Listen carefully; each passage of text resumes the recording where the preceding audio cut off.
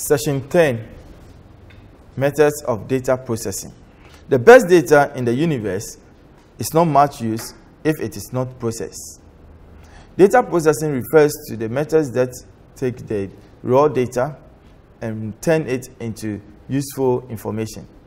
Paper and pencil can work, but in the 21st century, data analysis usually relies on computer systems. To process data by a computer, it has to be collected, checked for accuracy, and entered onto the computer first. This session seeks to explain the differences between the data methods of processing and also data and information, as well as the personnel that are used in any data center. At the end of this session, you'll be able to know the difference between data and information, the difference in the methods of data processing. You'll also be able to understand a given method and how it is applied to a given process. You'll also be able to understand the various personnel that have a role to play in any information system or information technology environment. Data and information. Data is the raw material that is input into the computer and yet to be processed. Now you can think of raw material. Think of data as a raw material. And you can think about so many raw materials that are yet to be processed. It needs to be processed before it can be turned into something useful. And the need for data processing. Data comes in many forms. You can talk about numbers, you can talk about words, symbols, images, audio, and of course, different forms. Data relates to transactions, events, and facts. And in fact, you can gather data from transactions, events, and of course, facts. On its own, it is not useful. Data will only be useful if it has been arranged, organized, processed in a meaningful way. Now think of data that is created when you buy a product from any supermarket or a retailer. This data will include the time and date of transaction, transaction venue and value as well, facts about what you have bought, how much payment was made, which employee recorded the sale, whether any promotional discount applied. All these are data that can be gathered from this retailer or this supermarket. Now, this could be analyzed in the form of a receipt or in the form of a report that will give rise to information.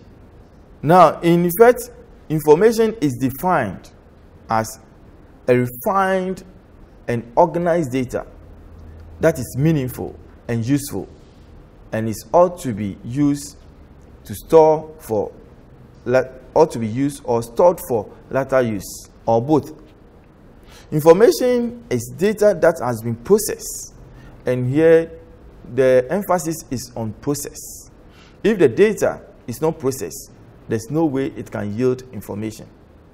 The processing makes data become organized, meaningful, and useful. So without the processing, there will not be any meaningful, useful, organized data to use. Information is data that has been processed in such a way that it becomes useful to the person who receives it. So if it is not useful to you, then information has lost its usefulness. But data must be processed in order to arrive at information. There are certain characteristics of any good information. And for any good information, the information must be accurate, it must be complete, it must be economical, it must also be reliable, relevant, timely, simple, and should be verifiable. It must be accurate in such a way that it should be free from errors.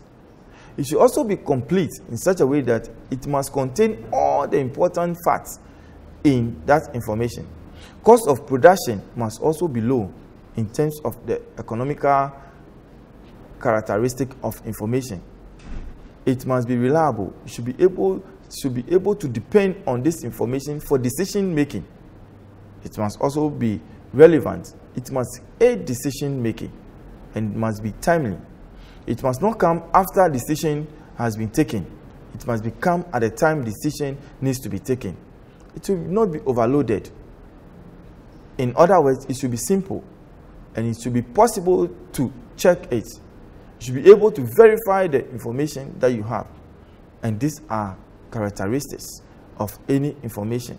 So after we have processed data in organized, meaningful, and useful way, and we have arrived at information, the information should be able to have all these characteristics.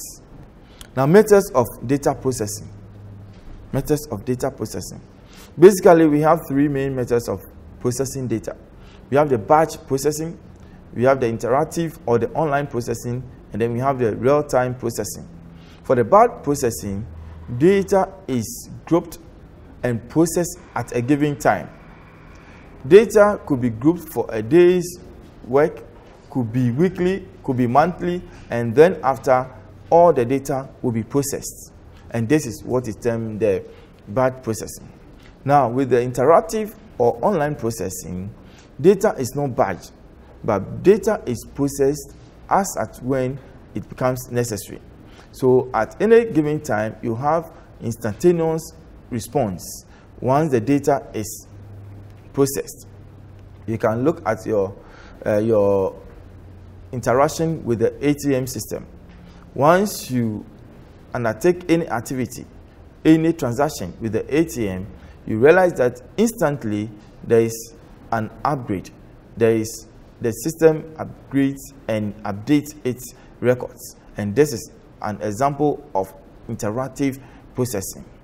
Now, for real-time processing, it's also a subset of interactive processing, just that it needs no human intervention. The system could be processed that at any given time when this transaction is performed and the result is sent to you, you also need to process this data.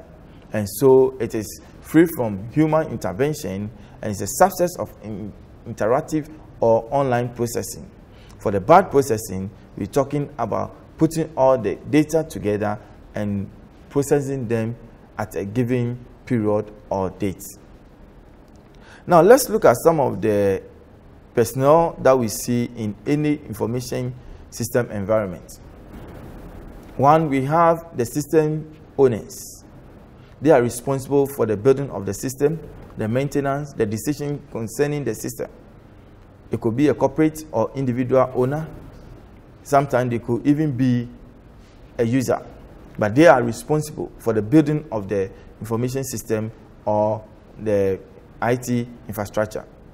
We also have the system unit users, and these are the people who use the system.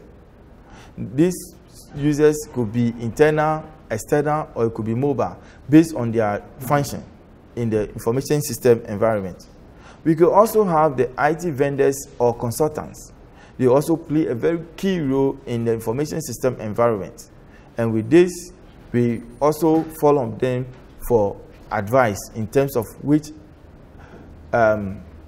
equipment to use. We have the system designers, and they design the information system environment. And then we also have the application or the system builder. They also work hand in hand with the system designers. So once they get the design, they also program the system. And the system builders are the programmers. They are individual or corporate programmers that design the system.